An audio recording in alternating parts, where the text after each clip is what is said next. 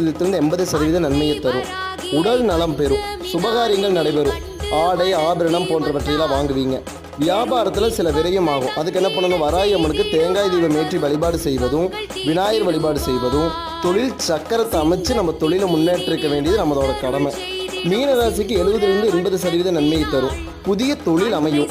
அரசு உதவி கிடைக்கும். அரசு சம்மந்தப்பட்ட எந்த ஒரு காரியமே சீக்கிரம் கைகூடும்.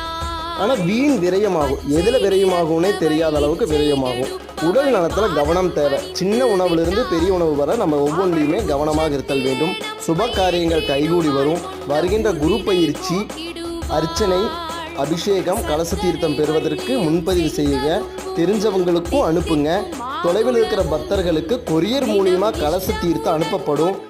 யாருமே கவலைப்பட தேவையில்லை. கோயிலை தொடர்பு கொண்டு நன்மையை பெற்றுக்கோங்க. நன்றி.